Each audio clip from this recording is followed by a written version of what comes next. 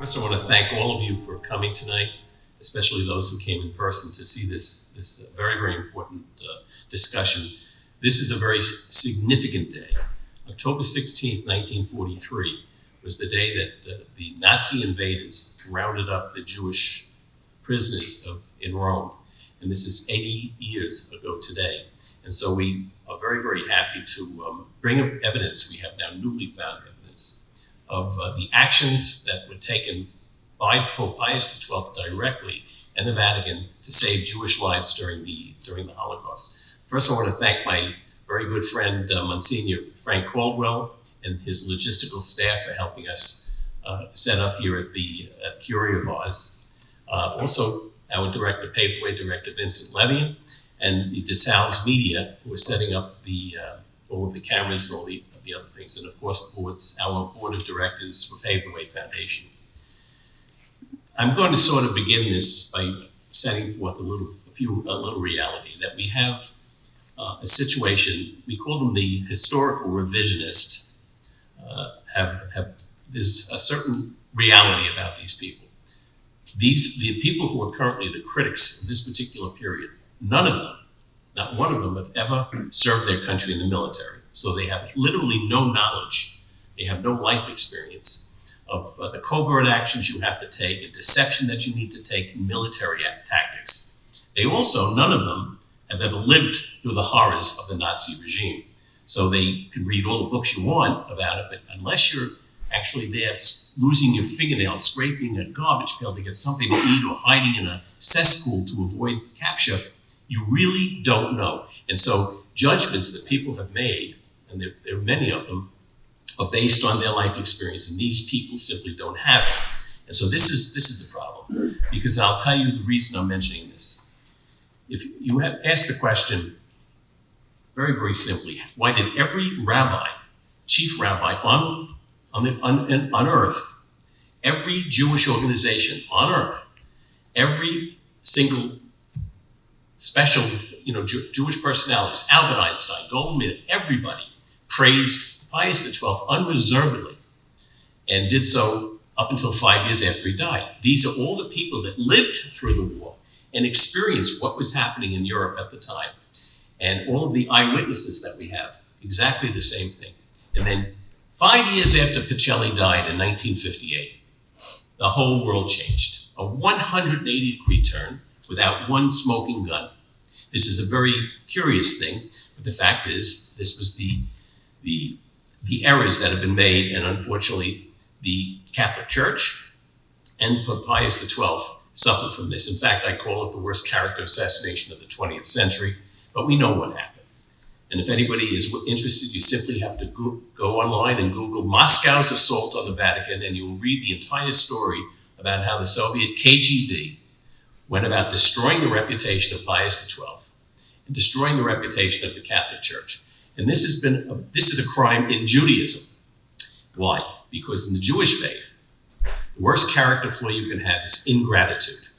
And what the KGB did, because of this action, robbed the Jewish people of the dignity of showing gratitude to one of the only men in all occupied Europe that did anything to save them, and saved almost 1 million Jewish lives during the Second World War, which is today 25% of the entire world's Jewish population. There are only 16.5 million Jews in the entire world today. There's 1.2 billion Catholics, 1.1 billion other Christian denominations, but only 16 million Jews, 1.4 billion Muslims. So it's 0.2% of the world's population, and 50% of the Jewish population was wiped out by the Nazi regime. And Pope Pius XII was one of the only leaders who actively served to save as many Jewish lives as he could, and he did successfully. And so we're going to discuss some things tonight, I think, which is really important. There's also another fact that Dr. X just came in from Rome. They had a special conference at the Gregorian University on the newly found documents. And I find that sort of strange. And the reason is that when Paved the Way started researching this project, we found tens of thousands of documents that have been available since the end of World War II that literally nobody has bothered to research. Literally every community, every Catholic community, every parish has archives. And if you go to any one of them and you go in, you can actually find wartime documents there. So you're talking about tens of thousands of documents that have been available since the end of World War II, which none of these revisionists have ever bothered to look at. And so it's been a very, very, it's a bit disturbing, but this is what's happening. And the world believes everything that they say, but that solid wall is cracking now, because now truth is coming out. So the whole notion that they have to go to the apostolic archives to find out the information is nonsense. So what are there, 6 archives, Vatican archives? About. And literally, nobody's really examined this issue. And that's why it's a very disturbing thing.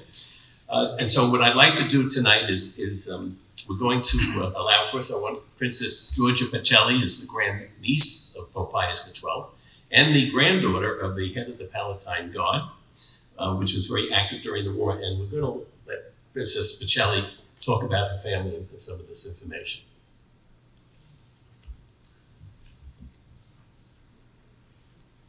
So, good evening. I'm very glad and honored to be here with you, and I would like to share with you for a few moments, some souvenirs of my family.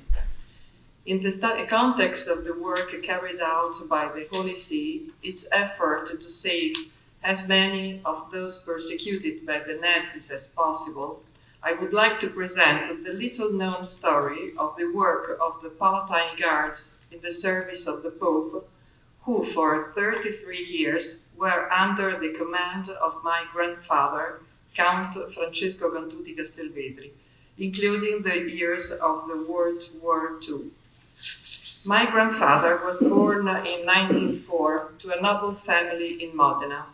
He graduated first in law and then in economics, and became a university lecturer at the Faculty of Economics at the Sapienza University of Rome. At the age of 22, in 1927, he joined the Papal Noble Guard. In 1930, he married the daughter of Senator Natale Prampolini, and they would have 8 children. It has been the first marriage to be celebrated in the Vatican after the 1929 Concordat between Italy and the Holy See, and the celebration took place in the chapel of the Palatine Guards. In 1935, he was sent to a mission to Paris to the Apostolic Nuncio Luigi Maglione. And the first photo, have you seen the first photo? In 1935, he was sent on a mission to Paris to the Apostolic Nuncio Luigi Maglione. This underscores already his close ties with Eugenio Pacelli. In fact, Maglione would become his Secretary of State. Next photo. In November 1937, he was appointed commander of the Palatine Guard of Honor by Pius XI. Next photo. He will remain in command of the Guard for 33 years until the dissolution of the Corps in 1970. The Palatine Guard, founded in 1849, after 1870, remained a merely representative militia responsible for safeguarding papal territory in Rome. The Corps membership card guaranteed their safety as a soldier of an armed corps of a neutral nation, and during the war, the partisans who were aware of this immunity had produced for themselves false member cards in which appeared the forged signature of the commander of the corps, namely Francesco Cantuti Castelvetri. It therefore happened that my grandfather, as commander of the Palatine Guard, was often convoked at night to the notorious Roman prison in Via Tasso, recognize or less the identification of people as belonging to the contingent he commanded. He invariably recognized all of those who held a false card in order to save their lives, even at the risk of his own. And my mother and her sisters and brothers, all of them remember very well how our grandmother, very worried, gathered all of them during the night to pray together the rosary until my grandfather would not be returned at home. In fact, torture was not foreign to the Nazi prison practices in Via Tasso, and if the prisoner would have already confessed his extraneousness to the papal militia, for the commander there would undoubtedly have been very serious repercussions. The courage shown during these circumstances earned him, after World War II, a solemn recommendation from the Allied military command of the city of Rome. The Vatican, also through enlistment in the ranks of the Papal Guard, provided protection to members of all political alignments and religious beliefs. In October 1943, in addition to the Gendarmerie and the Swiss Guard, there was also the Palatine Guard. To protect the Vatican and the extraterritorial establishments, there were normally 575 Palatine Guards. Well, in 1943, the Holy See asked Italian permission to enroll an additional number of people, reaching the total number of 1,425 recruits of the Palatine Guards. Can we see the photo of the next photo, please? As a neutral, non-belligerent state, the work of the Pope during the war had been carried out on basically two tracks, the diplomatic one and the one of silent resistance. The extraterritorial palaces and basilicas had become asylum for political refugees. Among them, there were ministers, prominent members of the opposition, and large numbers of Jews. Numerous are the actions we know of. I would like to tell, as an example, the episode reported by the famous Italian film director Vittorio De Sica, and that family members do remember to have been told. De Sica himself had occasion to recount his experience.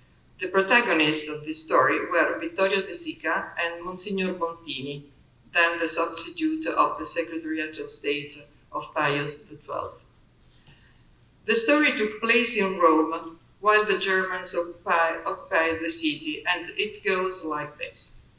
The Catholic Film Center had financed the producer Salvo D'Angelo to shoot the film The Gate of Heaven. This film was to tell the story of the pilgrimage of hospital train to the shrine of Loreto, and the director chosen was Vittorio De Sica, the father of the neorealist cinema. All this, as you can imagine, was a very risky undertaking, and it was followed up directly by the Holy See through the indispensable involvement of Monsignor Montini. The shooting of the film began in March 1944, and the location chosen was the Basilica of St. Paul outside the walls, as it was Vatican extraterritorial territory secured by the Palatine Guard. There, scenes of both the famous Marian Shrine and the train transporting the sick were filmed. The whole film, however, was a farce to be kept up indefinitely. De Sica often even pretended to film. The film was never finished, but it did not matter. In fact, it was quite another purpose in which the Vatican was actively involved. De Sica, skillful, often shot either with the expired film or even without it. He did everything he could to slow down the filming, succeeding in a rocambolic way to prolong the making of the film until the arrival of the Allies. De Sica used for the film technicians and workers who were in reality draft doggers. He hired an enormous number of extra personnel he had no need for, about 300, including Jews. De Sica found himself facing Germans who wanted to enter the set and managed to stop them with all the motives he was able to invent. So the film was literally stretched until Rome was liberated and everyone present on the set was saved. Of this miracle, only 88 minutes of film remained. This story in itself is incredible, but it has it even more if one considers that just a month earlier, on February 3, 1944, the entire complex of the Benedictine Abbey of St. Paul outside the walls was violently raided by 100 or so plainclothes Italian policemen under Nazi command. On that night, the Palatine Guard, present in defense of the Abbey and the people hidden there, including many Jews, were all taken hostage. The Palatine Guard, its weapons were confiscated and they were bound and locked up. Details of this raid can be read in Johann Hick's book, The Pope's Cabinet. We learn from the official reports that many Jews were also hidden under religious garb. Surprising is the courage and risk with which only a few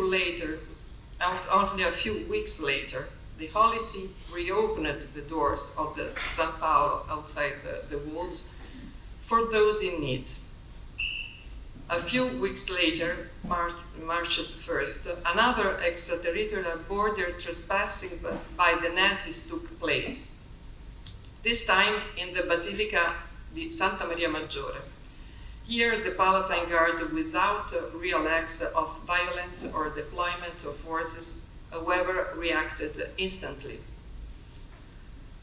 Another testimony confirms the concrete help given by the Vatican to the Jews at the time of the World War II.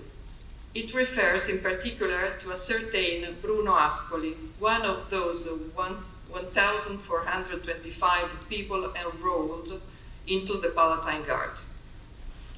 I quote the words of Silvio Ascoli, Bruno's sons. My father was born in 1910. His ancestors belonged to the Jewish community in Ancona, and his sister, together with her husband, would have been deported and killed in Auschwitz. Bruno, who died in 1970, was the child of a mixed marriage and did not attend actively the Roman Jewish community. On October 28, 1938, soon after the racial laws came into effect, Bruno was granted the Catholic baptism. But it all came too late to escape the regime's grip tightening around the Jews. The parish priest tried to help, writing that Bruno Ascoli had been attending catechism since August of that year, but his intervention was in vain. I quote again Silvio Ascoli, my family members tried to apply to the Italian Ministry of the Interior, attesting that they were not members of the Jewish community, but the response was that anyone who had a Jewish parent and could not prove that they belonged to another religion from before the racial laws came into effect was considered Jewish. My father had been baptized too late. For my parents, it was a terrible blow. Thus, the Ascoli family was forced to declare that they belonged to the Jewish race. 2 years later, in 1940, Bruno married in church the Catholic Maria Bianca, although his marriage could not have civil effect. And their son, Silvio, started later. My mother married him knowing what she was getting into. Around the 16th of October 1943, Bruno Ascoli became a wanted man. One day, fascists and Nazis showed up at their house, asking for my father. He fortunately was outside. His parents managed to warn him not to return. Bruno escaped and found temporary lodging in a loft in the garage of a tire dealer. His son reports, he stayed there for 2 weeks. My mother would go and sneak him food. But at the end of October, the tire dealer had him dislodged because it had become too dangerous to keep him there. That's when, thanks to the interest of an uncle who worked at the Vatican Museum as an usher, my father was enrolled into the Palatine Guards. 7th photo. Bruno Ascoli became an auxiliary of the Pope's honorary guard and found shelter residing in the Vatican. Next photo. He stayed there for a few months. There are photos of him dressed as a Palatine guard inside the Vatican walls. And in December 1943, he received the precious safe conduct from the Holy See, attesting to his memberships in the Pope's Corps of Honor. His son Silvio explained that there was a sort of a rotation of the company in an effort to save as many persecuted people as possible. In early 1944, the Holy See appointed Bruno to another hiding place in Via Mocenigo near the Vatican walls at a lumber yard. And this attests that there was an organized network of assistance and help. These were only 2 episodes of which my grandfather was not only testimony, but also partly the architect. Thank you so much for your attention.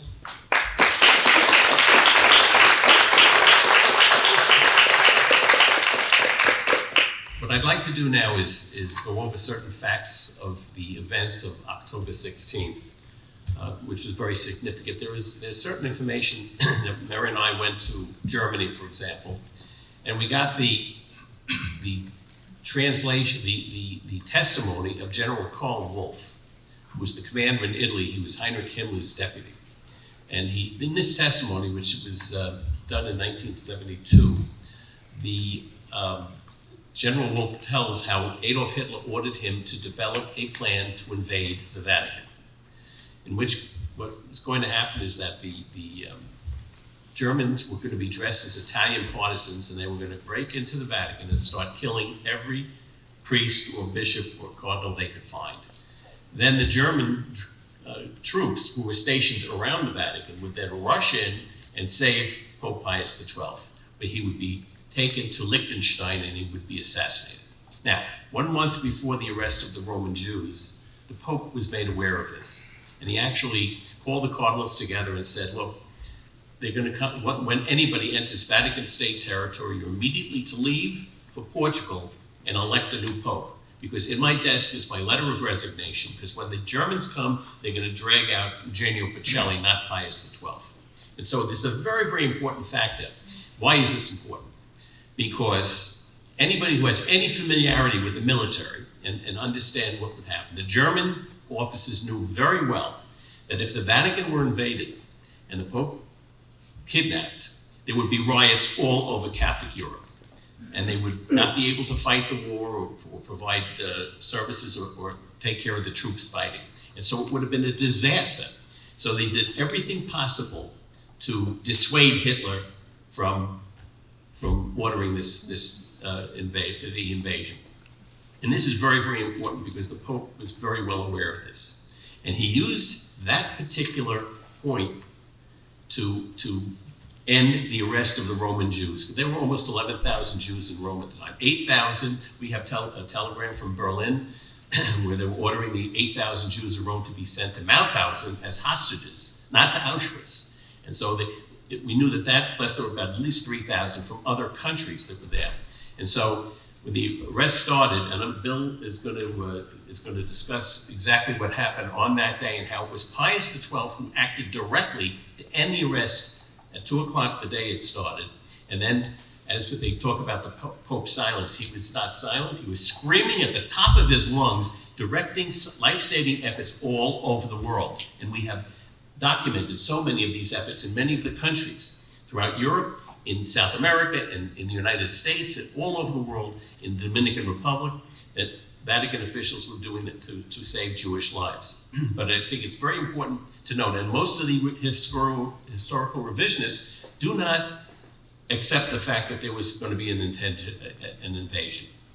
The fact is that there's proof of this in the Acts and Documents of the Holy See, because we have one letter where the Cardinal Secretary of State is ordering the commander of the Swiss Guard, do not resist invading German forces, because they got 184 Swiss Guard with picks facing the German army coming in. So do not do that. It would be sensitive. You'd be killed.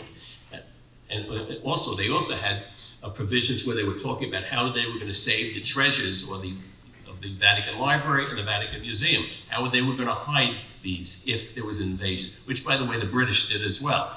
They took apart the crown jewels and they hid them, expecting if they were going to be invaded.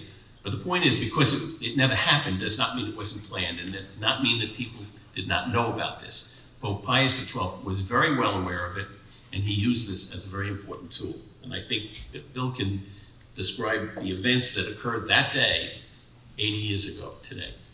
Thank you very much for having me, Gary. It's a privilege to be here with you and Dr. X and Princess Pacelli. This is a solemn day. We memorialize and remember all the victims of October 16, 1943 in Rome.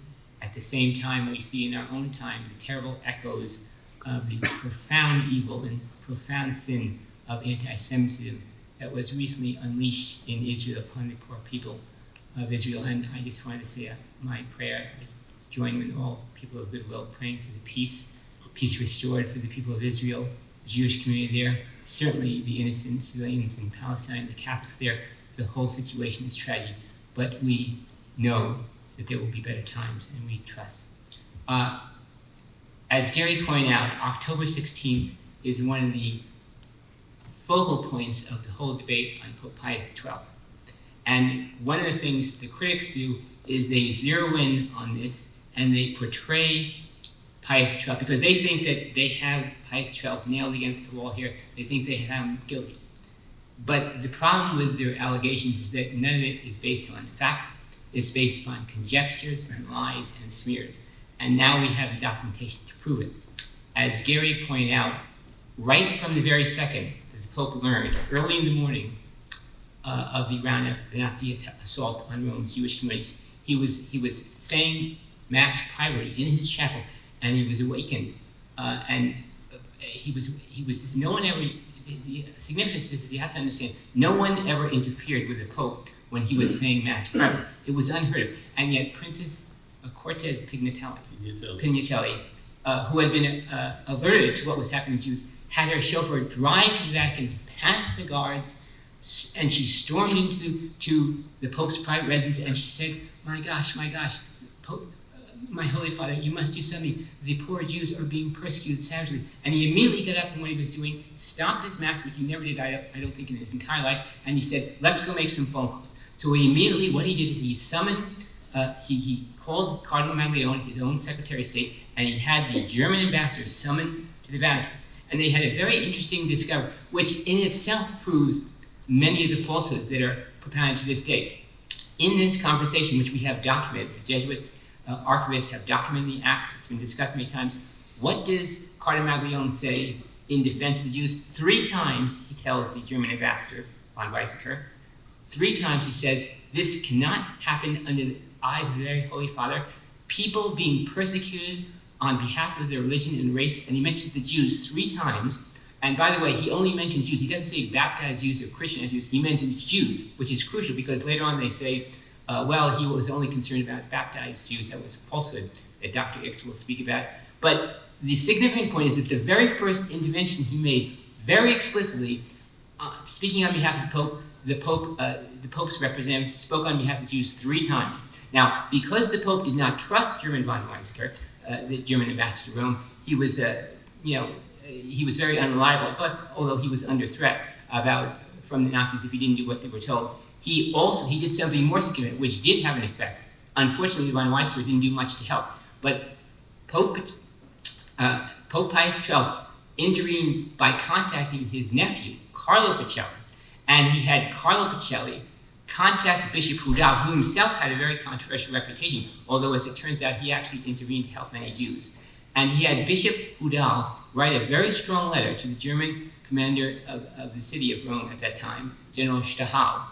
And General Stahel, who was actually a very sympathetic and humane man and was horrified by what was going on, himself picked up the phone and he called Heinrich Himmler, who was a notorious Nazi henchman, and he said that these arrests must stop, because if they do not, it will take away from our war effort and it will destroy our whole point of defeating the Allies.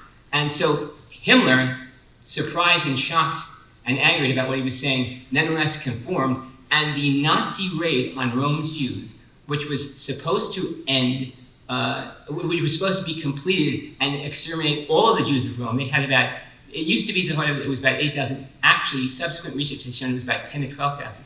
The raid on Rome Jews suddenly stopped. It actually stopped before the Nazi raid was complete. Now, some of the critics say, oh, the Nazis apparently, out of the goodness of their own heart, just stopped on their own, or they couldn't find Jews. Let me tell you something. Everybody who has studied the Nazi regime knows they went from house to house and house, and their goal was to exterminate every last Jewish person on the face of the earth. The idea that they stopped on their own is ludicrous. They stopped because of the intervention of Pope Pius V2 through General Stahel. And we know that that was not just something made up by Pius VII's defenders, because there were two eyewitnesses. One of them was named Nicholas Kunkel, a German officer, and another one, who, a testimony that's very rarely known, Gary can speak about, General Bielitz. And they both saw and they witnessed General Stahel intervene and pick up the phone and told Hitler that the arrest must stop because this would prove catastrophic to their own military effort. And incidentally, General Stahel paid a heavy price for that. He was sent to the Russian front, where he died it was soon afterwards, and he died in a prisoner of war camp. But the point of this intervention is to show, far from being passive and inactive and sitting on his throne and being silent in stony silence, as one critic falsely said, the Pope was alive with action. His heart was bleeding for everyone who was suffering, particularly on behalf, as Cardinal Matthias said, of the Jews. So that was one of the high points. They say this was the worst thing that Pius VII ever did. In fact, that was one of his finest hours. And we know it was one of his finest hours because the Jews of Rome at that time, as well as the Catholic rescuers themselves, gave him tremendous credit. So don't believe what you hear about October 16th until you study the facts, until you study the eyewitnesses and so forth. Now, I'd like to... Yeah, there are a couple of points that we can make. That the fact that, again, if you remember the threat to invade the Vatican, that was the tool that Pius XII used. Now, how did that work? When Alois Hudal wrote the letter to General Stahel, he told him that the Pope was going to speak out. If you do not end these arrests, the Pope would speak out. We also have a copy of the letter, and we have a copy of the telephone conversation. The Pope would speak out. Stahel knew that if that happened, Hitler would have ordered the invasion to start, the invasion of the Vatican, which would have been catastrophic. But we know from General Dietrich Baylitz, who was who had to listen in. Hitler would have a German officer listening in on any conversations between his commands and so on. And Baylitz was interviewed by a friend of ours, Father Gumpel, and the testimony was that he got on the telephone and he said to Heinrich Himmler, he said, I need 384 troops to arrest the Jews of Rome, which is normally not a problem. However, the Allies have full air superiority. The partisans are picking us off at night, and you're expecting our troops in Rome to supply the troops fighting down south, which is a problem. I am not going to be able to do this. So you have to assume responsibility that we can't supply the troops fighting down south. And so Heinrich Himmler, not being a military man, said, well, we're going to end the arrest for special circumstances in Rome. And he placed the order at 12 noon, 2 p.m. that day, it ended. And then Pius XII, as I said, was screaming at the top of his lungs, handling the hiding of the Jews. And that's why Princess Pacelli is talking about the Palatine Guard. They put 1,000 here. They had them in the Vatican itself. We've interviewed many people who were physically saved by the Vatican. Okay. And so and a very, very important point. So these are things that were going on and all over the world at the time. He was hiding them all over Rome. Catholic homes were taking them in and so on. And all the ecclesiastical houses, they had special signs on it that German troops are not permitted to enter these premises. That was signed by General Stahl, which meant that they were able to hide a number of Jews. But here's the critical part. If he had spoken out, like everybody's saying, they say, oh, he was silent, he should have spoken. Here's what would have happened. What would happen is that the neutrality of the Vatican, the Holy See, would have been breached. Once that happened, all of the Catholic facilities and ecclesiastical houses around Europe that were hiding Jews would be open to being raided, and they would not just arrest the Jews being protected, they would have arrested all the Catholic caretakers. So it was absolutely a disastrous set of circumstances, and this is something they had to consider. And so it's all nice today for everybody, well, he should have spoken out, you know. No, he shouldn't have spoken out. What they did was he acted to save as many people as he could. Yeah. I just wanted to mention that, first of all, before the raid takes place in October 1943, the war had begun in 1939. From 1939 to 1943, Pope Pius XII had made many, many statements on behalf of those being persecuted and killed on behalf of their race. Many, many statements in defense of, obviously, Jews and others who were under the siege of the Nazis. And so to think that by that point he was, quote, silent, when in fact he was prudent and he was strategic, but he was not silent, he had already instilled in their heart, in the rescuer's heart, as they have said, the will to rescue, the desire to rescue, the passion to rescue. And I just, to give you an example of this, because there are many diaries that exist from that time, Monsignor John Patrick Carroll Abbon, who was a great priest rescuer, he was from Ireland, he worked in the Vatican, he wrote his memoirs in 1964, and he said at the very time of the raid, he said, on entering, he talked about what was going on. I just want to mention a couple of paragraphs because they're very relevant. On entering the convent of Our Lady of Sign that morning to say Mass,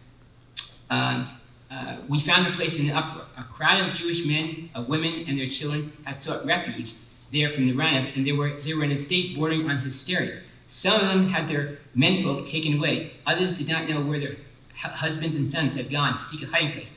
Almost immediately, word came from the Vatican that because of the emergency, nuns would be allowed to give hospitality in their convents to Jewish men as well as their families.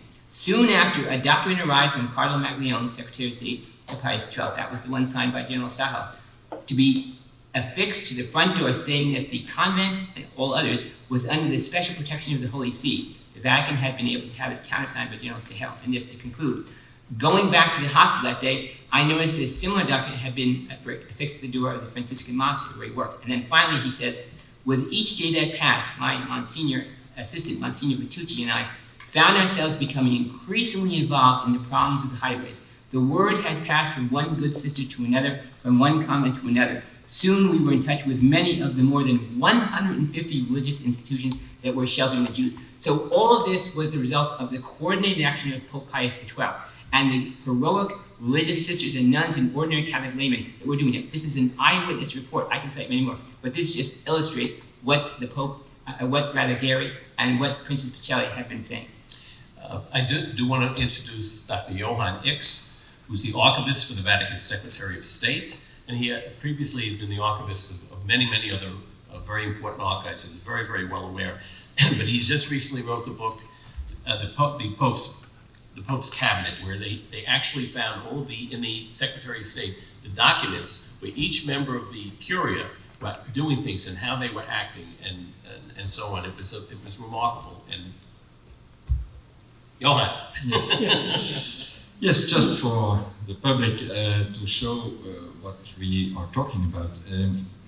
Only in the archives of the Secretary of State, historical archives, of which I'm director, we have about 3 million documents on only the pontificate of Pius XII. 1,600,000 are now digitalized and accessible by digitalization, which of course makes much easier the access for researchers. On the other side of the apostolic archives, which contain where the other archives of the Secretary of State, the other section of the Secretary of State, General Affairs, is kept, they have 3 times that quantity of documents. So they come over 10 million documents, I think. You can imagine these are only two of the major archives of the Vatican. There is no individual, however, who will be able to read all that in a lifetime, I think. Because we have to add Propaganda Fide, all the mission archives, then the Doctrine of Faith, so Santo Officio, Inquisition, and other more little archives, but important.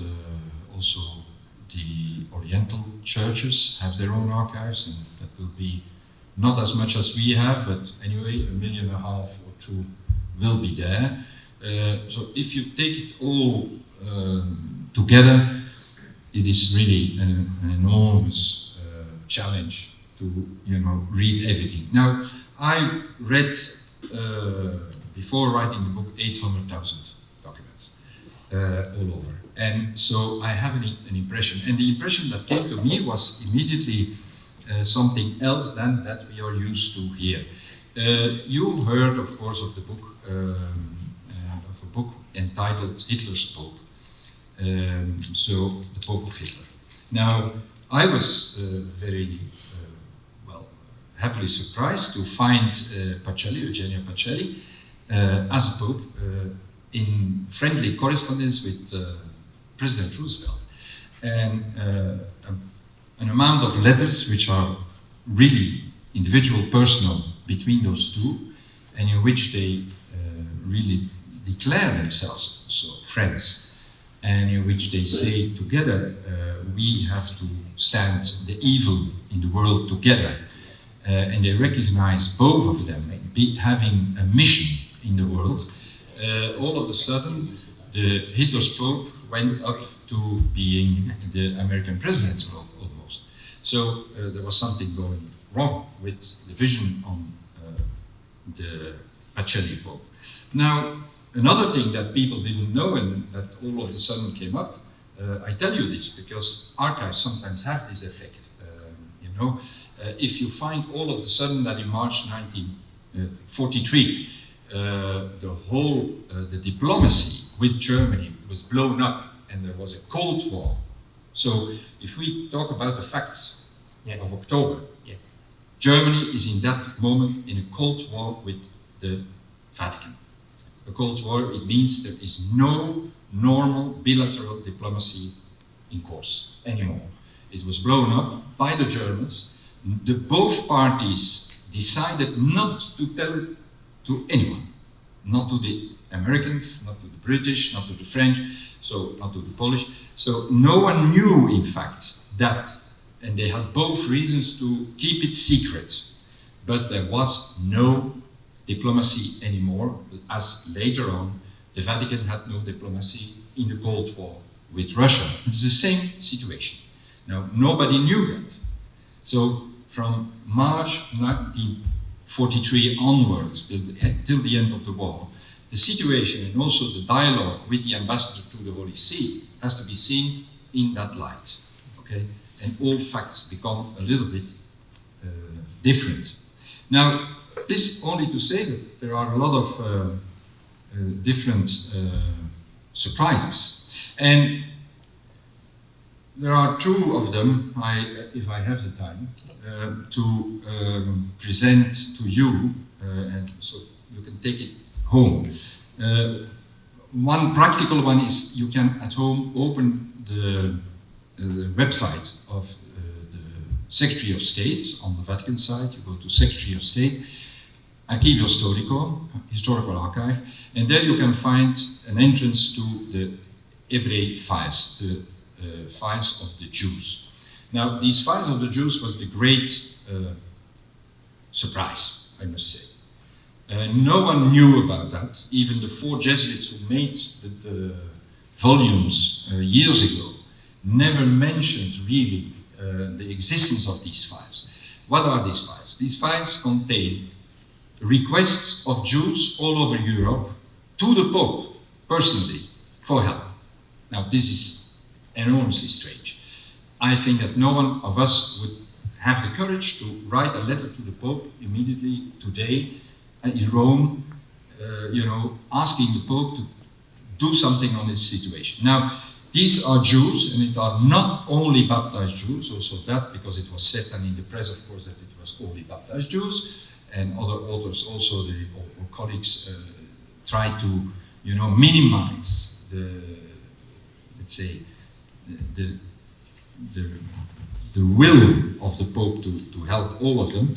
There are a lot of Jews of the faith of Abraham also present in Moses. So I tell that because these Hebraic files bring us to something else, because on the other side, in the Apostolic Archives, Hubert Wolff founded 15,000 letters to the Pope. Now, 15,000 plus 2,800 makes 17,800 letters of Jews to the Pope. Now, explain to me, what does that mean? A Jew writes to someone who would be an anti-Semite. A Jew would write to someone of who he knows he is not, is ignoring their faith. I don't think so. Jews that write in letters in the camp here, they said to me that you are the last help, the last possible help, in my situation. Now, the Jew in the camp said to me, so it was known by Jews. It was said among them, among themselves. The Pope is the only one who could do possibly still something for you. Now, this is important. Another thing that comes out naturally was the help of the Vatican, because there is an office. There is an office, and we didn't know that. There is an office dealing with 24 hours, 24, with Jews, and not one office. Because I told you, there are 15,000 at the other side. So the other section, the General Affairs from Secretary of State, which are internal affairs in fact, have also an office. So there were two offices working day and night for Jews. Now, which ministry in the world did the same? I challenge every one of you to tell me which country, which nation decided to put aside the offices they have in foreign affairs or internal affairs, an office dedicated only to Jews and to help to Jews. No one, not even Sweden, which were very involved in the help to Jews in Europe. Now, this is another fact that we say. Now, this Pope was not Jewish friendly, was, as the literature said until now. And all of a sudden, we find all kinds of, elements that point in a complete other direction. I came, of course, reading 800,000 documents on the Second World War immediately to something else. There is a network, and I do it very briefly, because there is a network on different levels. The level of Rome, the level of Italy, the level of Europe, and the level of the world. Now, it is too short here to show you and to tell you everything of it. But I can tell you that these levels were firstly organized by people that were appointed for the job. Appointment, that means it were not people that, were willing just by themselves to do something for Jews. No, it was someone who was indicating, you will do this and you will do that. And these were, of course, the nuncios, the bishops, but there were also lay people, religious people, on the various levels active. And that made it possible to really discover a silent resistance work, of which Pius V2 is the head. And that's the most comical one, because all of a sudden he invented himself a resistance network which worked perfectly.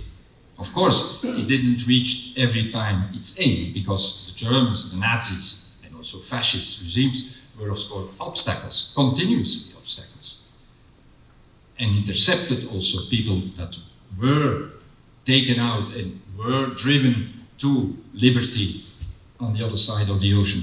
somewhere, or to the Holy Land.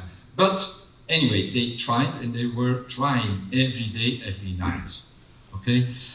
And this is also a reality which was not visible before. And then, of course, one of the most, and I close here,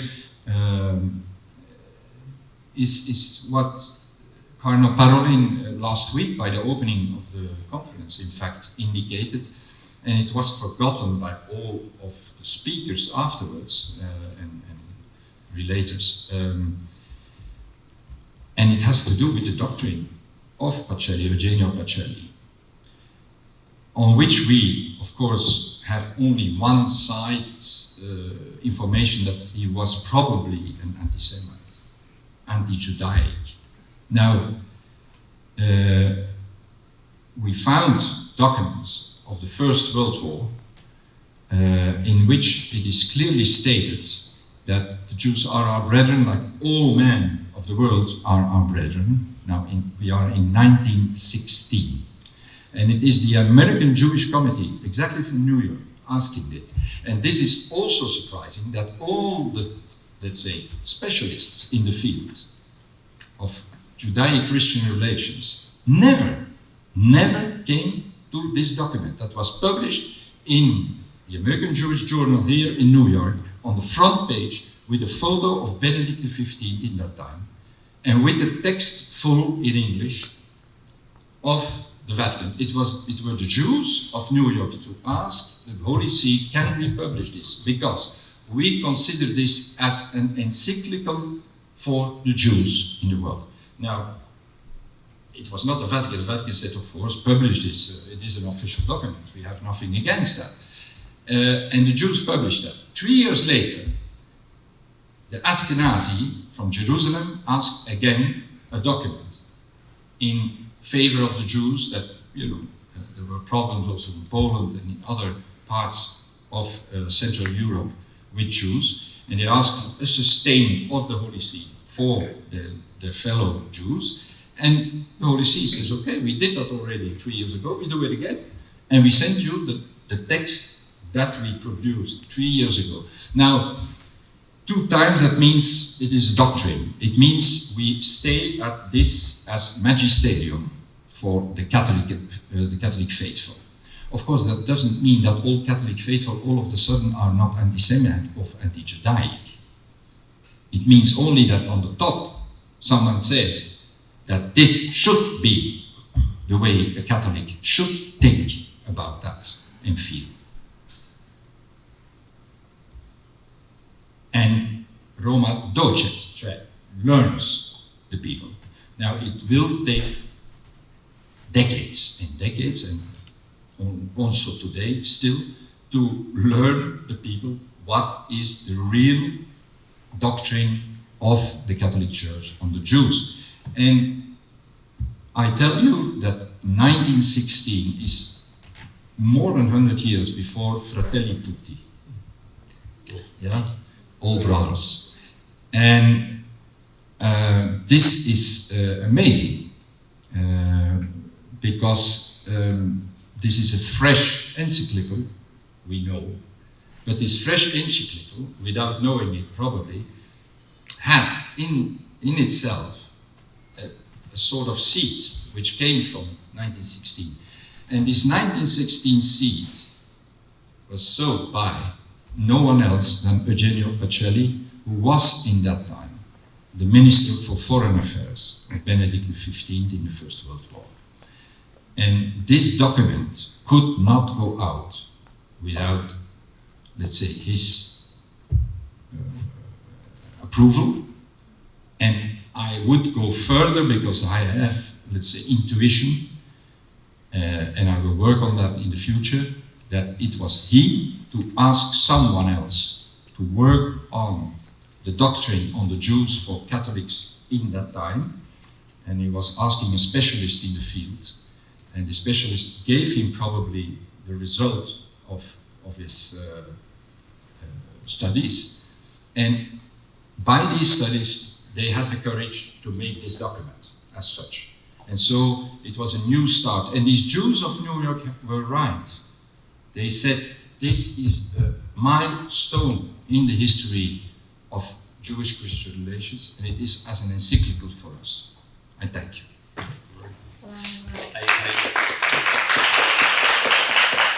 want to point out a couple of very important points which should be noted.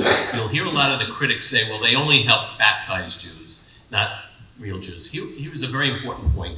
When Germany signed a concordat with the Holy See, there's a specific point that the Vatican said that we believe Judaism is a religion. It is not a race. And therefore, anybody who converts to Christianity would be considered a Christian. Now, why is this important?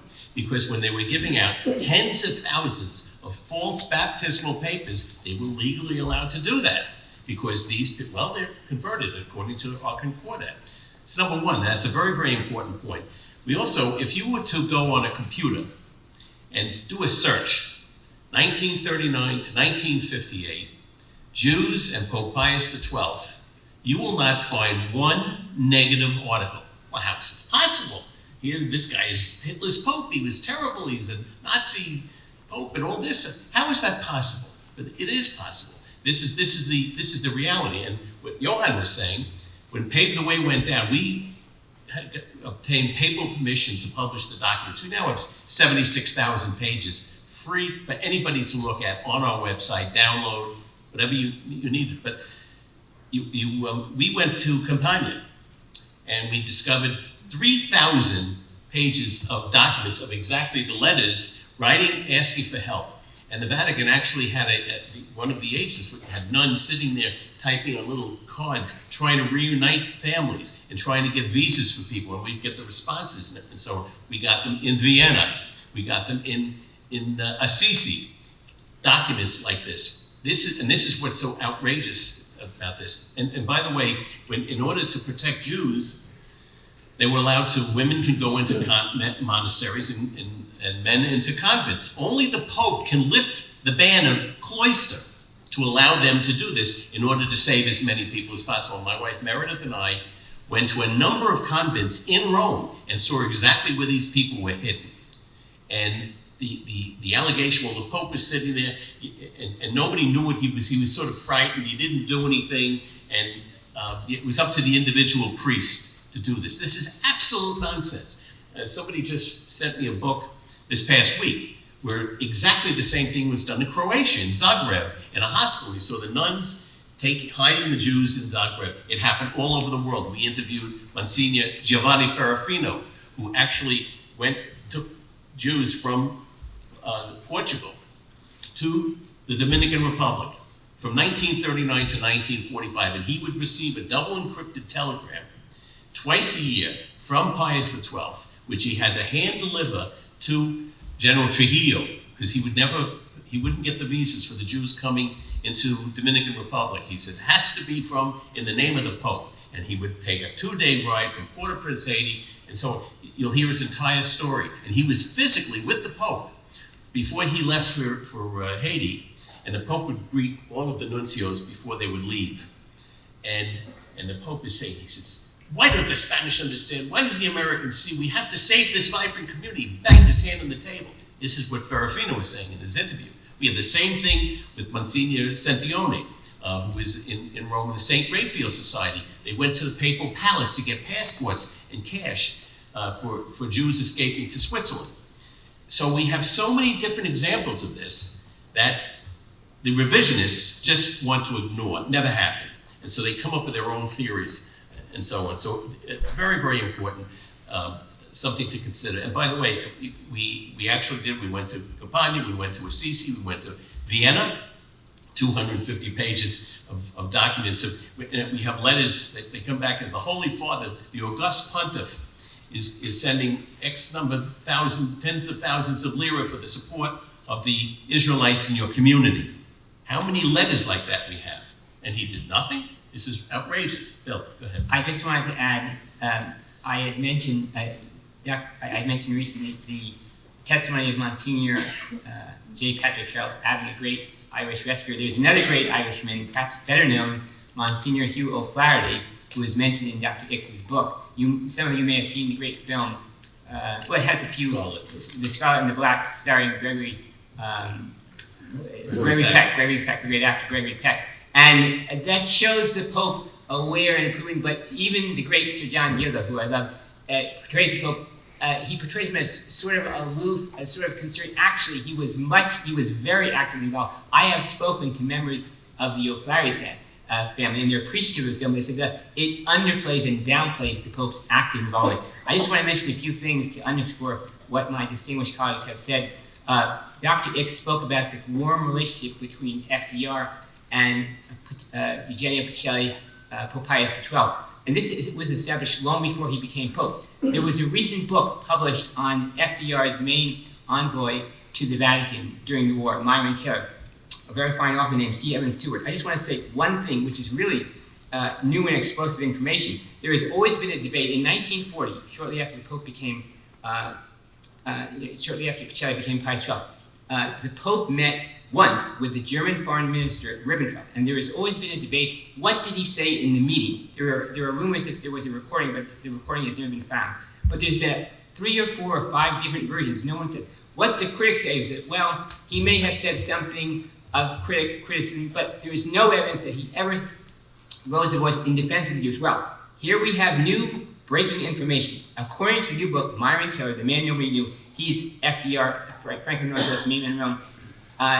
According to the newly released Myron Taylor papers at Cornell University, he says, this is Taylor's testimony, that on the very night that the Pope met Ribbentrop, the German foreign minister, that would have been March 11th, 1940, he was contacted by Monsignor Montini, who would later become St. Paul VI.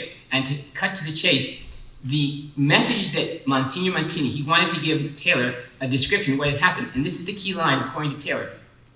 Montini conveyed to Taylor that the Pope asked to know if Hitler's government was not treating the people of Poland, they had just invaded Poland, very cruelly, treating the Jews especially cruelly. Now that's smoking gun material. That is smoking gun. He's saying, this is a primary report from an independent witness, FDR's man in Rome, saying that on the very day the Pope met Ribbentrop, Montini, his close assistant, later to become St. Paul VI, he was saying that yes, the Pope rose and very forcefully rose the crimes that Nazis were committing in Poland, and he especially came to the defense of the Jews. The New York Times actually had a report on this, but they've always denied. Now we have the proof that the New York Times got that right. But this just goes to show you, both internally and externally, he was doing everything in his power to save the Jews and promote the Jews. And just one or two other things. If we have the Palestine Post from December 29th, 1942, I'm not sure if I think that's part of the pictures. 5 days after the Pope gave a very famous address in 1942, a Christmas address, condemning the killing of people based upon their race or heritage, which clearly everyone understood that was listening, was the Jews. The Palestine Post, today's Jerusalem Post, published on December 29, 1942, a short article in which it said the following. It pointed out that the notoriously Nazi paper was attacking the L'Osservatore Romano, which had republished the speech, and it said, and the Nazis were condemning the paper as pro-communist and saying it was the red paper in Latin characters. And then it said, the leading Nazi paper, it was called Volkscher Beobachter. I'm not sure if that's the exact pronouncement, but that was the leading hate sheet of the Nazis. And it condemned the L'Osservatore Romano, the Vatican's newspapers, quote, because it published an article, this would be the 1942 Christmas address, condemning the murder and extermination of Jews in Europe. So, we have proof right at the time, in 1942, this is even before the German occupation of Rome, where the Pope was clearly speaking out on behalf of those being persecuted on behalf of their race, and he was being condemned by the Nazis for his defense and his condemnation, his defense of Jews, and for his condemnation of, quote, the murder and extermination of Jews in Europe. So the Nazis themselves are proof that the Pope did speak out in the words that he thought were just, and it's positive proof that he was not silent during the Holocaust. Yeah, but there are loads of different examples of that, especially when somebody accuses him of being an anti-Semite. Sometimes they use the expression, he's a classic anti-Semite, which is absurd. It's absolutely ridiculous. Going to high school, the Visconti school, his best friend was an Orthodox Jewish boy by the name of Guido Mendez, and he used to go to his house for Shabbat dinner, learned how to speak Hebrew, borrowed the books of the great rabbis as a young boy, and these are facts. And it was Pius XII. The problem is also that some of the revisionists never bothered to go back in time. Pope Benedict opened the archives in 2006 up to 1939, and had some of these people gone back to 1917, they would have found some of the documentation, which we discovered. Actually, my director for Germany, Michael Hesseman, who's been to the archives over 250 times, and some specific documents. In 1917, the head of the World Zionist Organization, Nachum Sokolov, met with Pacelli when he was the nuncio in Germany. And why? Because he wanted to talk to him about creating a Jewish homeland in Palestine. Pacelli was very excited about this and immediately arranged for Sokolov to meet with the Cardinal Secretary of State. Then again in 1925, the Pope was ill, he was in a hospital, but he granted him an audience and he was with him in 1925. Again, the same subject, starting a Jewish homeland in Palestine. Then he arranged for Nachum Sokolov to meet the Pope. Then again in 1948, at the partitioning of the Holy Land, he encouraged all the Catholic countries to vote in favor of the partitioning. So he's actually responsible for creating the modern state of Israel.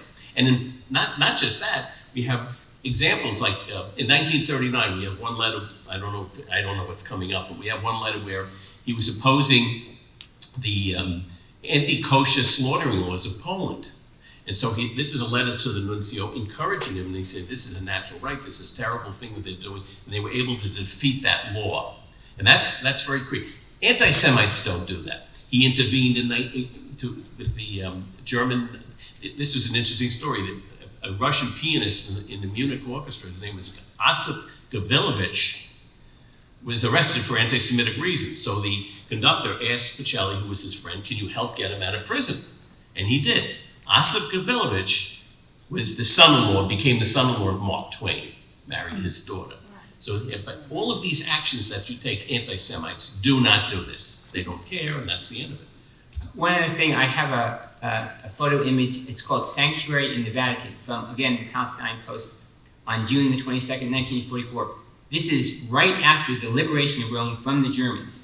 And one of the things, one of the many pieces of evidence we have which shows positive proof that Pius VI was directly, personally involved in the rescue of Jews that were endangered is the fact that many Jews took sanctuary in his papal summer residence, Castel Gandolfo, which Gary hosted a wonderful conference in 2008, which I attended, met Pope Benedict. It was very beautiful. It had a lot of symbolic meaning because that's where Pius XII saved many Jews. But I just want to give you one little brief quote from what the Palestine Post said right after the liberation. It says, reporting from Vatican City, the reporter says the following, quote, several thousand refugees, largely Jews, so we must have been talking about 750, perhaps over 1,000 Jews, which, by the way, is the number that Oskar Schindler in the great film by Steven Spielberg saved. That was just at Castel Gandolfo. Several thousand refugees, largely Jews, during the weekend, left the papal palace at Castel Gandolfo. They could leave now because it was Rome was liberated.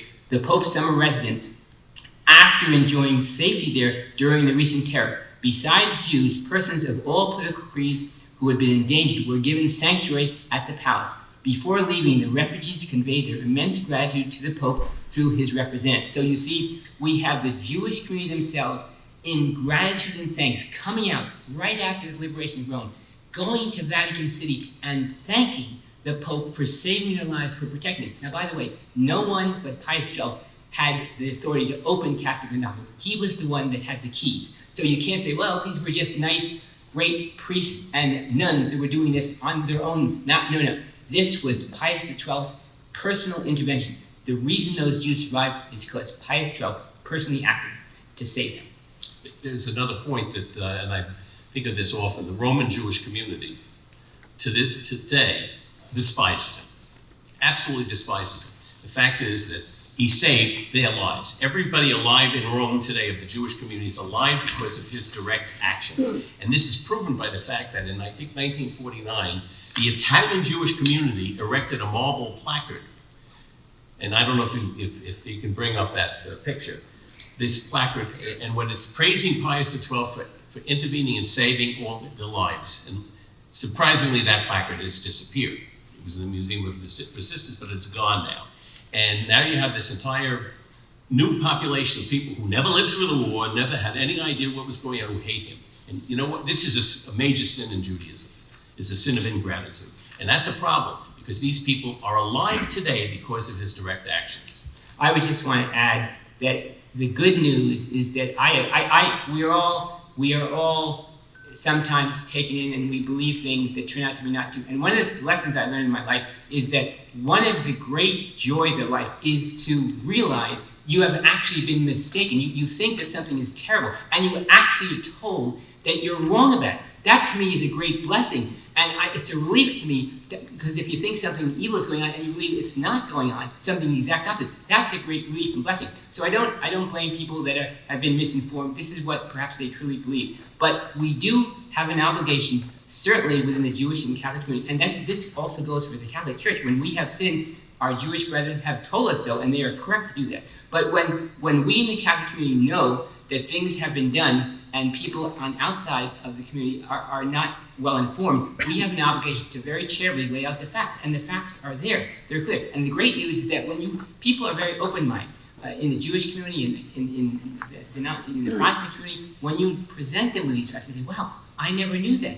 And the joy of learning that something you once thought was terrible was actually a blessing. It's a great blessing to me. So despite the fact that there are lots of myths that continue to circulate, the reason I continue on, the reason Gary continues on, and we all continue on, is to see the joy of their faces when they look at all these documents and they say, wow, this is proof. I am so grateful to learn about this, because otherwise I would have been in the dark. I'm going to quickly read the placard that was destroyed. It says, "The Pope's efforts did not go unrecognized by the Jewish authorities. Even during the war, the chief rabbi of Jerusalem, Isaac Herzog, sent the Pope a personal message." This is, by the way, the grandfather of the current president of Israel, Herzog. "The people of Israel will never forget what His Holiness and his illustrious delegates, inspired by the eternal principles of religion, which form the very foundations of the true civilization, are doing for us."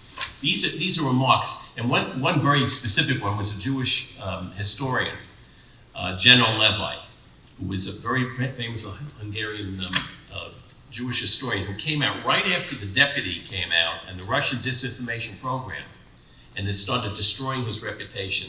General Levi said, "It's a particularly regrettable irony that the only man in all occupied Europe that did anything to alleviate the suffering is today made the scapegoat for the failures of all of the others." And that has stuck to this very day. And on that point, Monsignor Carol Abbing, who was right there in Rome during the German occupation and was directly involved with the coordination of Pius XII, and under his inspiration, had this to say about the latter-day critics who have condemned Pius XII based upon unfortunate falsehoods and lies. He said this, quote, "Never in those tragic days could I have foreseen, even in my wildest imaginings, that the man who, more than any other, had tried to alleviate human suffering, had spent himself day by day in his unceasing efforts for peace, would 20 years later be made the scapegoat for men trying to free themselves from their own responsibilities and from the collective guilt that obviously weighs so heavily upon them." There were many, many people to blame,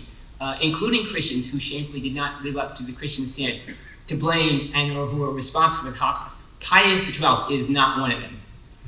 There's one quick quote from Albert Einstein. He's not, a little guy. He's pretty important. And he says that, only the church stood squarely across the path of Hitler's campaign for the suppression of the truth. "I have never had any special interest in the church before, but now I feel great affection and admiration, and I'm forced thus to confess that what I once despised, I now praise unreservedly." So these are incredible statements that these make-believe scholars and all the historical revisionists, they can't seem to get, and that's a problem. And one of the things, Dr. X mentioned that Cardinal Parolin, number 2 in the Vatican, right under Pope Francis, he's the Cardinal Secretary of State, when he opened the recent major Pius XII conference in Rome about the Vatican archives, he came out just so powerfully and so eloquent, and he mentioned these dramatic finds that Dr. X has made about the 1916 intervention. This is when Eugene Ocelli was a young priest. Young people usually don't like to rock the boat. They're just, they go along with the flow. He spoke out, he took a stand, and he didn't know what would happen to him because there was a lot of anti-Semitism, even sadly sometimes within the church at that time, and he took a bold stand. But in any event, I just wanted to mention one other thing, that one of the most amazing discoveries that I made a few years ago, and now it's become even bigger, is that during the war years in 1941, there was a Jewish ship that was trying to get to Israel, and it shipwrecked. There were 500 Jewish refugees on it, and they were caught by the Italian fascist army and imprisoned on the roads. Yeah. And to make a long story short, one of the men named Howard Hines Whistler was able to thankfully get out through influence off of Rhodes, and he actually made it all the way to Rome, where because of the intervention of a kind priest there, Father Weber, I believe, he was able to actually meet Pope Pius XII in 1941. And during his meeting, which he later wrote about for the Palestine Post, he said, he told the Pope immediately about the 500 Jewish refugees, his fellow Jews who were interned and who were being starved to death because there was a blockade on the Jewish island. And he begged the Pope to intervene, which the Pope did a shortly time thereafter. But the key point of that story is not only did he do this tremendous humanitarian act, saving 500 Jews, he embraced Heinrich Whistler, and he told him, "You have done well, my Jewish friend." This is according to the testimony of Heinrich Whistler. "You have done well, my Jewish friend, to have come to me and told me about what has happened down there in the Italian islands. I have heard about it before," the Pope said, according to Whistler. The pontiff asked him to return with a written report and deliver it to the Vatican Secretary of State, who was dealing with those refugees. In his memoir, Whistler confirms that is exactly what was done.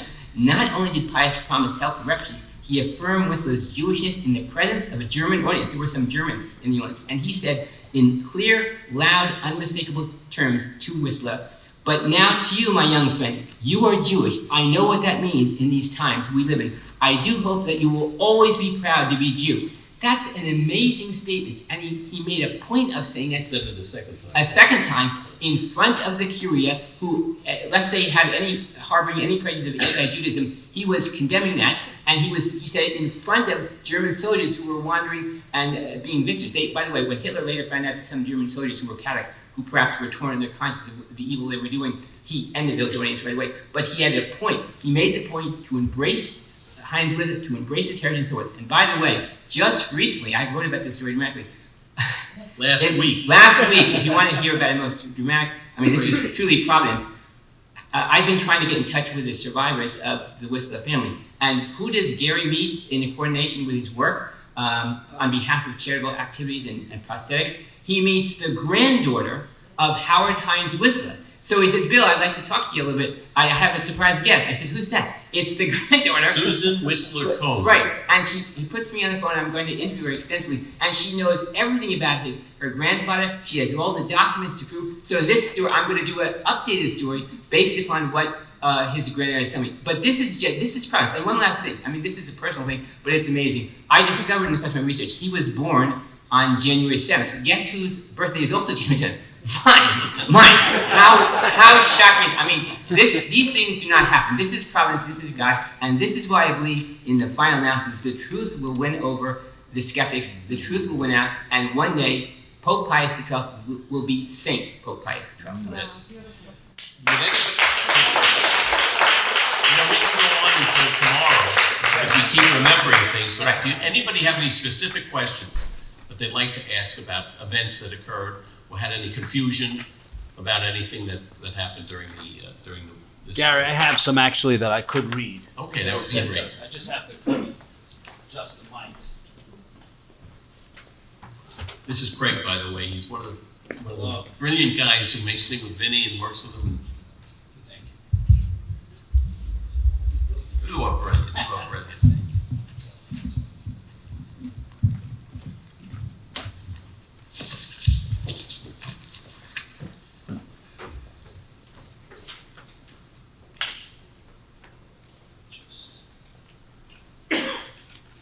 So one of the questions that came in, Jake, am I good right here? You good? Do we have any idea how many Jewish people are reported to have been saved by the efforts of the church? Yes, we have one, Pincus Lapida was an Israeli diplomat and a Jewish historian who lived through the war. And Pincus Lapida wrote the book, Three Popes and the Jews. And in that book, he states that according to his research, that Pope Pius XII saved as many as 847,000 to 880,000 Jews under the Catholic Church under his pontificate, which again, I'll remind you, is today 25% of the entire world's Jewish population is alive because of his actions. And to back that up, I had a privilege of interviewing the late, great Sir Martin Gilbert, one of the greatest Jewish and any kind of historian that's ever lived. I spoke to him for 3 weeks, and it was one of my most important interviews I've ever done. And I asked him this dramatic question. I said, He lived through the war. He was a Holocaust lived through the war. And we interviewed him also. Yes, paved the way, has him on tape recording. Yep. And I asked him directly, I said, Sir Martin, did the Pope intervene to rescue Jews, not just in Rome, but all throughout the world? What has your research? No one did more research than him. He's famously, he's the biographer of Churchill. He's written famous books on Auschwitz and the Allies, as well as the Holocaust itself. And he said, well, certainly he did. In every part of the world, Eugenio Pacelli, the Pope, was playing an active half through his nuncios, as Dr. Ix documents so well in his book, in a coordinated effort to rescue world Jewry. And I said, well, how many would you estimate Jews? And he said, some people have said there is hundreds of thousands. Would you say that's an exaggeration or overstatement? He said, no, hundreds of thousands is absolutely, to my mind, absolutely correct. So, it's not just Pincus Lapida, it's Sir Martin Gilbert, who is renowned for his research, and he spent years, decades, going from one archive to the next, and he himself affirmed that, yes, Pope Pius XII and all his diplomats and representatives and the entire Catholic Church under his inspiration did in fact save hundreds of thousands of Jews. St. John Paul II actually pointed this fact out in his famous document on the Holocaust, on the Shoah. And when it was published, it was attacked for making an overstatement. But as we now know from Sir Martin Gilbert and others, that was, if anything, it was a conservative aspect. There is no question, according to Sir Martin, who is one of the greatest historians who ever lived, that the Pope and his allies did indeed save hundreds of thousands of Jewish lives. Yes, sir. If you could answer this one in a complete sentence. Did Pius XII ever meet Adolf Hitler? Absolutely not. No. And in fact, Say it in a complete sentence if you could. no, Pius XII absolutely did not meet Adolf Hitler. In a couple of the books that were written, there was a picture of actually it was the nuncio to Germany meeting Hitler, with an official diplomatic sense. And in the book, I think it was Cornwell's book, he says, this is Pius XII meeting Adolf Hitler. And it was absolutely not true. In fact, when Hitler did go to Rome, he left Rome. He closed the Vatican Museum and so on. And he said, the air is foul in Rome. And he went to Castel Gandolfo. He wouldn't even be in the city when Hitler did go. I can say more. In the 800,000 and more, because there is also pre-war, in our archives, which are the diplomatic archives, so relations with Germany, I found one that was signed by Hitler, one document, and it's the assignment of the ambassador to the Holy See before the war, and that was signed by Hitler. And maybe there will be another official document in that time. I cannot be sure that I saw everything. So, but a personal document or whatever is not there. And that is exactly what I said. At the contrary, with Roosevelt, we have private correspondence which went over the heads of his administration. Tardini, the secretary, so Minister of Foreign Affairs, was outrageous for that. That his Pope was having a relationship with the Protestant president of America, and they didn't know what they were talking about, and that is the reality. And in fact, the absence of documents also in archives says a lot. The absence of letters of Hitler, the absence of letters of other German Nazi primary personalities, says something. They didn't want to have relationship with them. And that's all. I just wrote one little thing on that because I thought that question might come up. In 1921, shortly after the Nazi Party was founded, but still 12 years before Hitler became German Chancellor, Pacelli, who was then a papal nuncio in Munich, publicly warned Germans not to let the threat of communism blind them to the evils of Nazism. The only other major figure to do that at the time was the famous novelist Thomas Mann. In 1923, Pacelli alerted the Vatican to the rising threat of Nazism. He specifically identified by name Hitler, highlighting his poisonous anti-Semitism and anti-Catholicism.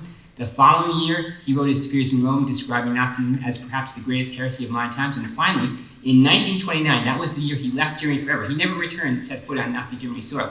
He left before Hitler came to power. But in 1929, 4 years before Hitler comes to power in 1933, he is trying to warn the world, according to his mother Pascalina, one of his assistants who wrote her own memoirs. And he was telling anyone who would listen that Hitler was a madman, quote, completely obsessed, capable of destroying everything in his path, including trampling on corpses. So trampling on corpses. What a prophet. One other thing, you may want to mention the Kleifort document that you published. Actually, I got that from you. Oh, that's Bill said that to us. It was a top secret document, right, where was an American ambassador who knew Pacelli in Germany, and Pacelli had now become the Secretary of State. So he writes him a letter, and he's asking for permission. He's going to be in Rome for a short time if he could visit the Sistine Chapel while it was closed. Now, there's a very important part of this because, a side note, when people accuse Pacelli, in 1930, the German bishops excommunicated anyone who joined the Nazi Party, flew the flag, or wore the uniform, and they were not permitted to attend a funeral or anything else. But in this letter that what's his name, Kiefer or something, had written. A.W. Kiefer. I actually spoke to his son, who was also diplomat. Yeah. So in this letter, he actually says he gives him permission. Of course, you can come. And this letter was now going to Washington to tell the American government what Pacelli was like. It was 1939, right after he was elected Pope. Right. And he said that he could not believe how extreme he hated Hitler. It was his extremeness shocked me in saying that. And he also, in the same letter, that Pacelli said, he says it's even worth losing the young Catholic youth, yes, and he's referring to the excommunication, than giving forth to this person. The letter is, it's right. I don't know if you have and there's so many that what we're trying to demonstrate here in just this. Actually, it's a summary of the mountain of evidence that we now have, is the incredible stature and high moral character of Eugenio Pacelli as a boy, as a young priest, as a cardinal secretary of state, as a pope. All throughout his life, there is this golden thread of loving people, reaching out to people, condemning racism, condemning anti-Semitism, just showing what it truly means to be a Christian witness in our times. And that's why it's so, Pope Francis, by the way, credit to him, he has given great credit to Pope Pius XII. He's never believed any of these lies or falsehoods, and he continually praises him for taking so many risks and coming to the defense of the Jews when they were in their most trying hour. Great. So I have two more questions, and then if there's anyone in the audience that wants to ask a question, just raise your hand. Just have two more quick ones. Did the Vatican and Pius XII harbor and help Nazi war criminals?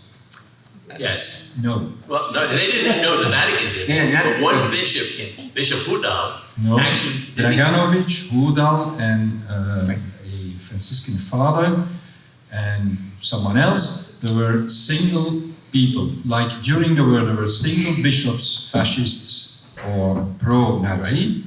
There were also after the war single person individuals acting, let's say, not as the Holy See wanted they would act.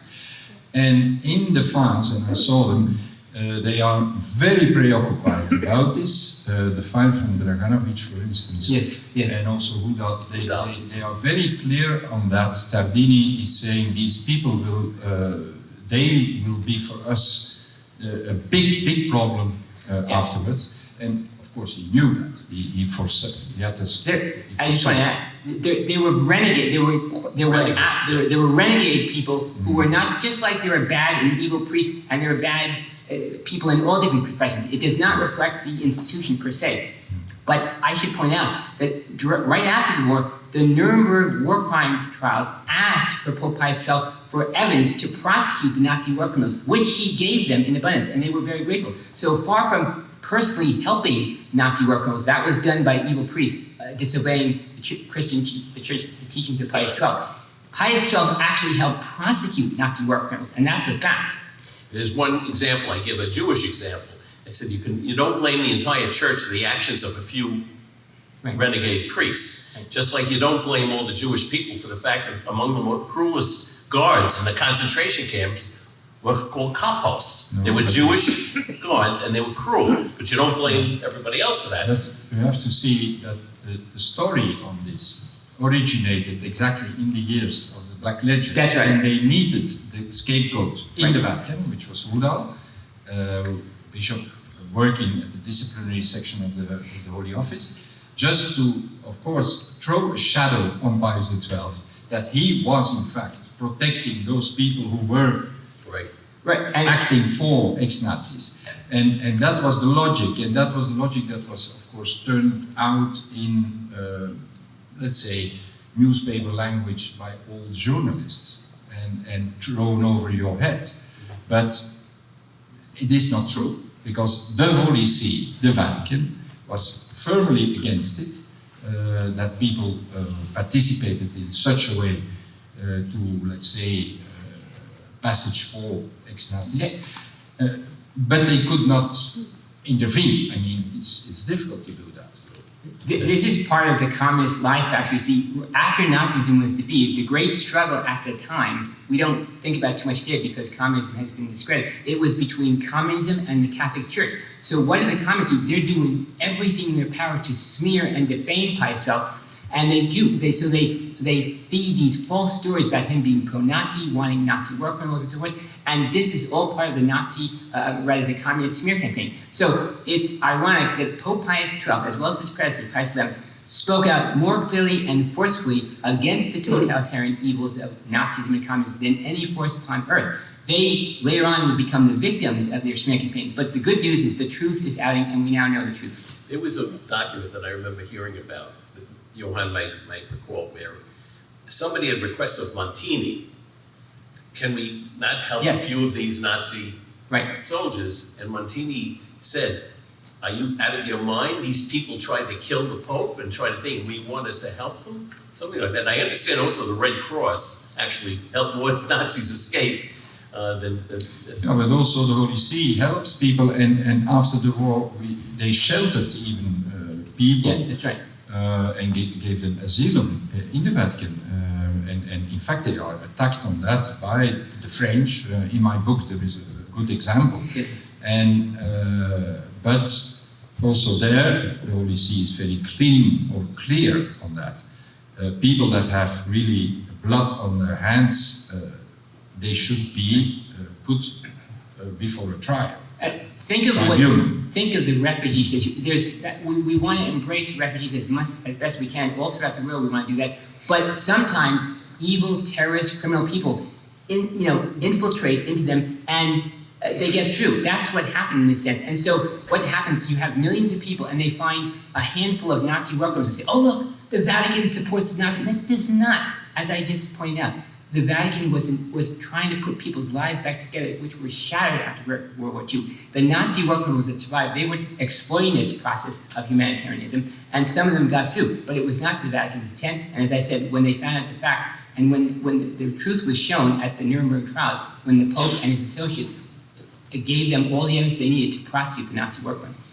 I have one more, and then I can walk around the room.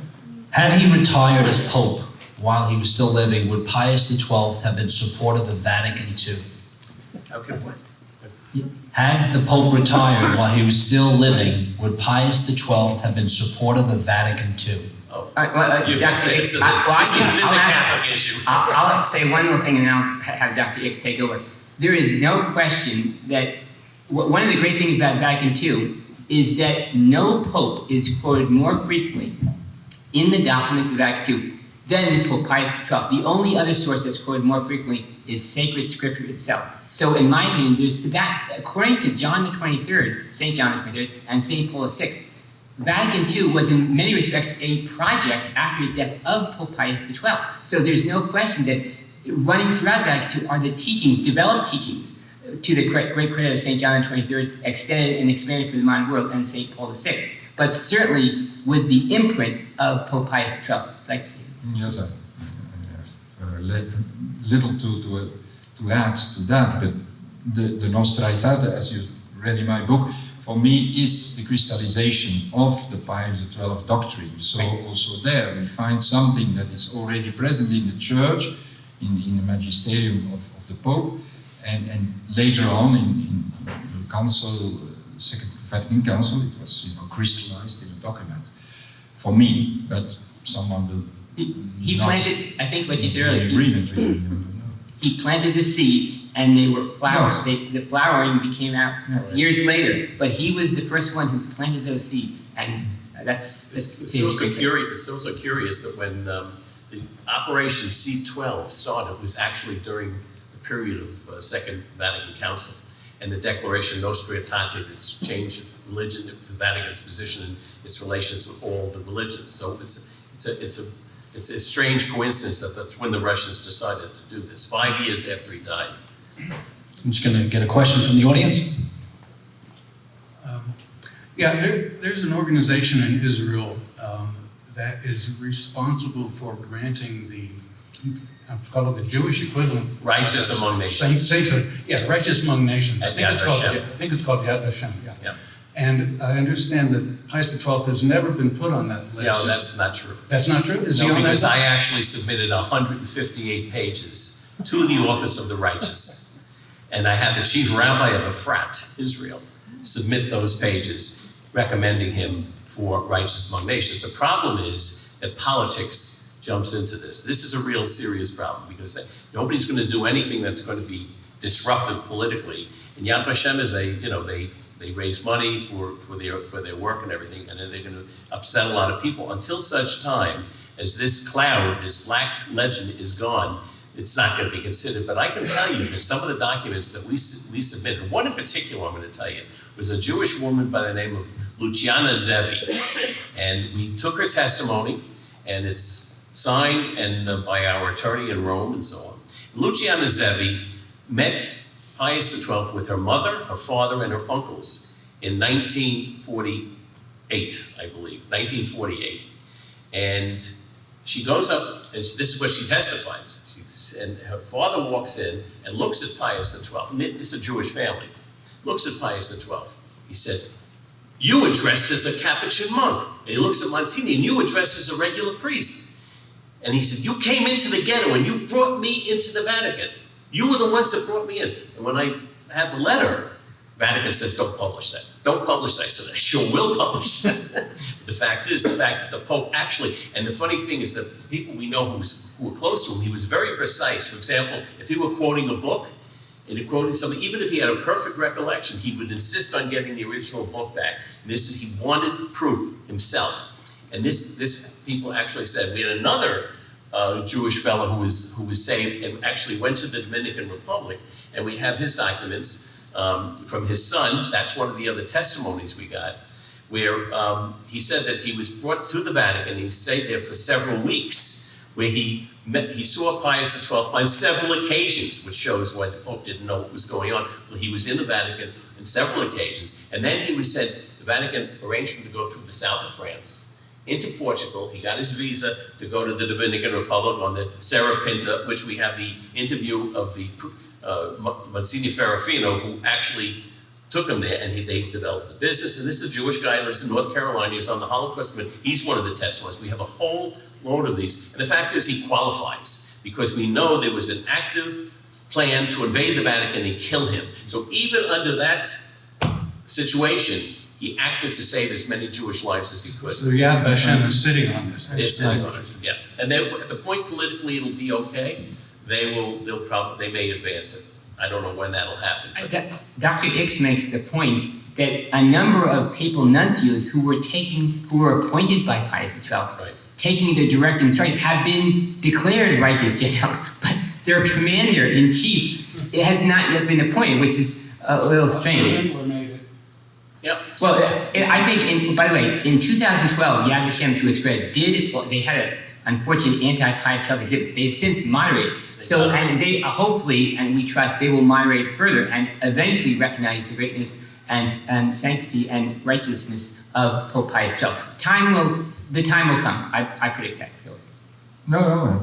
Okay. Oh, I want to add one thing. Everyone knows St. John the 23rd. They love him. He's the big roly-poly pope, and he's the the Pillsbury Doughboy. He was a very serious man, a very serious pope. He loved Pius XII. I just wanted to add one thing. Before he passed away, his chief assistant, Cardinal, who was made a cardinal by Pope Francis before he died, he lived to, I think, 98, Cardinal Loris Capdevila. I had my great friend, Father Peter Gumpel, who has since gone to glory, God to the Lord, interview and write a letter to Loris Capdevila and asked him, did John the 23rd, who was known to have saved many Jews when he was the papal nuncio in Turkey and Greece, was he acting on his own or on behalf of Pius XII? Here is what his own lifelong assistant, Cardinal Capdevila, said about the action in favor of the Jews carried out particularly in Istanbul during the years 1935 to 1944, acknowledged and praised by the Jewish circles of Jerusalem, Istanbul, and the USA. It obliges one to concede that Roncalli, St. John the 23rd, was and declared himself executor of the intention and directions of Pope Pius XII.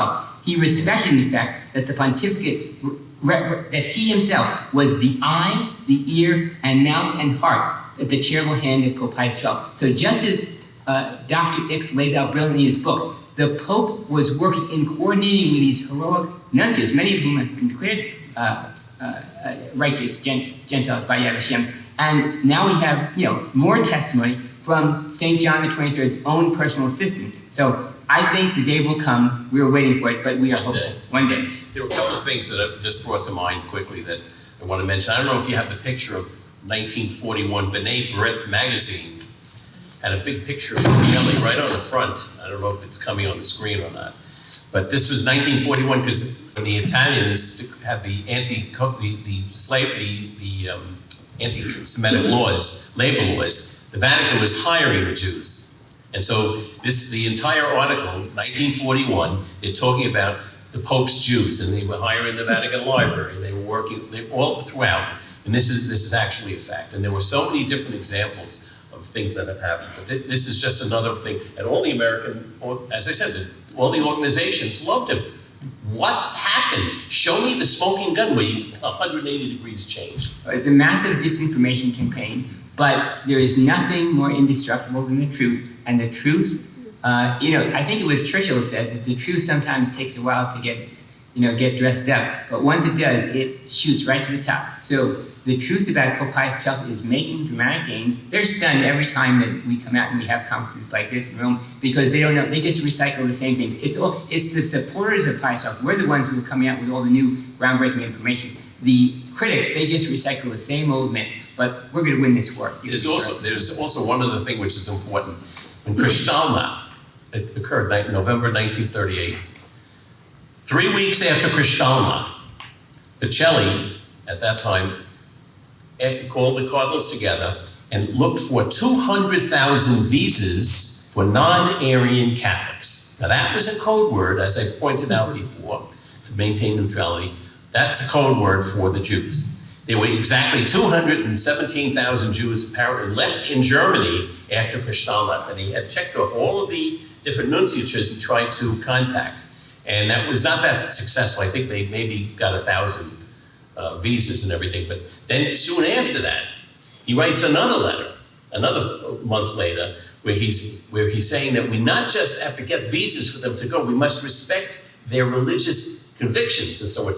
And when you say this about a Catholic, you don't have to say that, but these were converted Jews. And then there were letters, one letter from the Archbishop of Edinburgh, Scotland. And he writes back and he says that, he says, yes, we must do everything to help the poor persecuted Jews. He knew exactly what they were talking about. But the fact is that they had to act a certain way to protect their neutrality.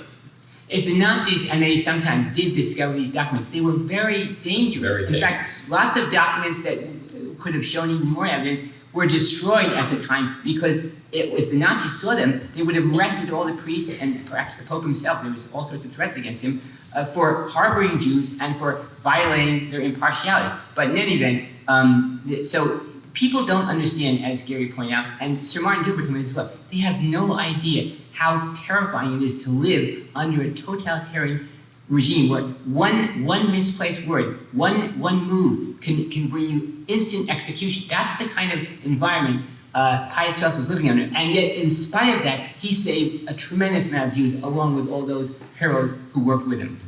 We have time for a quick question. If anyone has a question. Sure, would be the back row. No, it's me, Gary. Oh, okay. Professor. This might be a very controversial question, but I was wondering if you could comment on the David Kurtzer book. Oh. Is it better or worse than Cornwall? Or I would say, first of all, David Kurtzer wrote his first book, which won a Pulitzer Prize, which shows you the value of the Pulitzer Prize, completely provable. Just like The Deputy itself won a Tony Award when it appeared on Broadway, the show and everything. Yes, David Kurtzer attended this event that he was at. Right. In fact, he made statements in his book, which is provably wrong. Okay. And certain things, and again, this is, I think Johan can probably. There is nothing to say. There was an official reaction on it from the Holy See, even. Could you tell because- us about the book? I What? don't know David Kurtzer. Does everyone? Could you explain a little? Well, it's difficult to explain. It's like, Pius book? well, he published a book like I did and others. If you don't read a book, you don't know what the book The is book about. is the I was book wondering is if I should found. buy it. But the only thing I can say that he one of the chapters is dedicated to a presumed concordats, let's say, negotiation between the German Reich and Hitler and the Pope just before the war broke out. So he says that he jumped on documents in our archives, historical archives, and that it are three different, let's say, missions of negotiations that comes to the Pope and from Germany to negotiate a new concordat. And that he says the Pope wants a new concordat. Now, it's very clear that when a Pope wants a new concordat for whatever country it would be, it is not the country that goes to the Pope. It is the nuncio in the country that goes to the Ministry of Foreign Affairs asking, let's say, motivated, a change of the concordat in that country. That's the first thing. So it is completely wrong putting this as the will of Pope Pius XII to change the concordat with Germany. And this is a little bit novelty, I think, bringing this out as a scoop, as a world scoop, on and blaming therefore Pius XII. I find that most inconvenient for a professor. Because he had, I don't know if he knows that, but he should know that as a professor of a Brown University, I mean, these are the ABC of our archives is that you know how diplomacy works, what it means, and more, even more, there is no new concordat at the end. So, what are you talking about? You are saying he wanted a new concordat, yes, but there wasn't, so he didn't want it at all, probably. You know? So, what are we talking about? About nothing, about air. I would just say all professors are entitled to their views. I'm all for freedom of debate. I just think that we have an overwhelming case to answer them. There have been very good critiques of the book. L'Osservatore Romano, the Vatican's own newspaper, published one. My colleague, Professor Ron Rishlak, who published this book, Hitler, the War and the Pope. There's an excellent book called Church of Spies by Mark Reevely, who documents very heavily the Pope's direct involvement in the plots to overthrow Hitler, something that was almost, goes totally untreated or is dismissed. We have to stick to the point. We have Right. to stick to someone whose statement is that there was an attempt to change the concordat, and saying this on the basis of these documents is nonsense. Right. And That is the thing. But the book is very well accepted and sold in the world, and of course everyone believes again that Pius XII wanted to collaborate with the Nazis, or he wanted to get from the Nazis something more for the Catholic Church, and was not seeing the sad fate of the Jews again. Years ago, and I hope to update it, we published an entire anthology called The Pius War: Responses to the Critics of Pius XII. I think there's an enormous amount in that, in Dr. Ix's books, in the book by Mark Reebling, in so much that paved the way as a document. And by all means, read Professor Kurtz's book, read all the other books, read Cornwell's book, read any book you want. Then come and read the books and the evidence that we have marshaled, and make up your own mind. I think that we have an overwhelmingly compelling case. That's what I've been told by many people who have read all these books together and seen the whole picture. I'm confident the truth will prevail. Great. Craig wants to wind it up. Yes.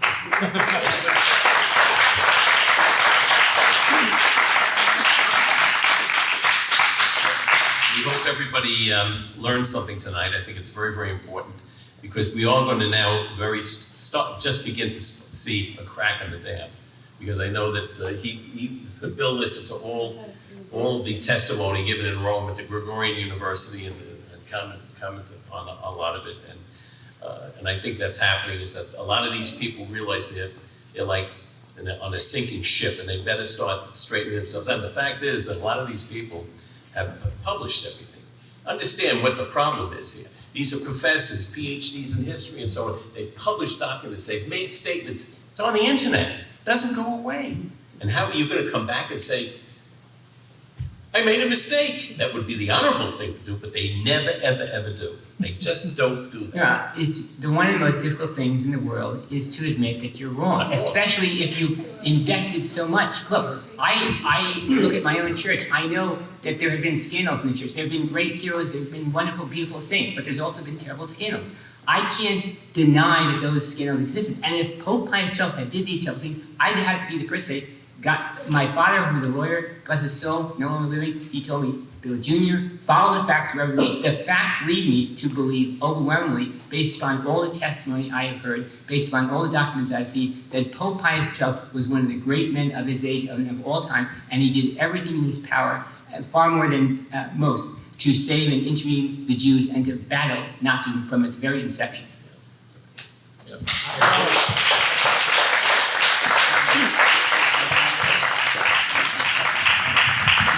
Thank you all for coming. We very much appreciate it. We'll probably get Vinny is going to help us get this on our website, right? Yeah. And we'll be able to review a lot of it. Sometimes it may sound a little confusing because we know things and we may be saying things you may not be familiar with, but just go through it and just try to take your time. And then I welcome everybody to come to our website and download the actual original documents. And I think you're going to find it quite fascinating. This is really... Thank you all for believing and searching for the truth. To search for the truth is to really search for God. Thank you. God bless you all.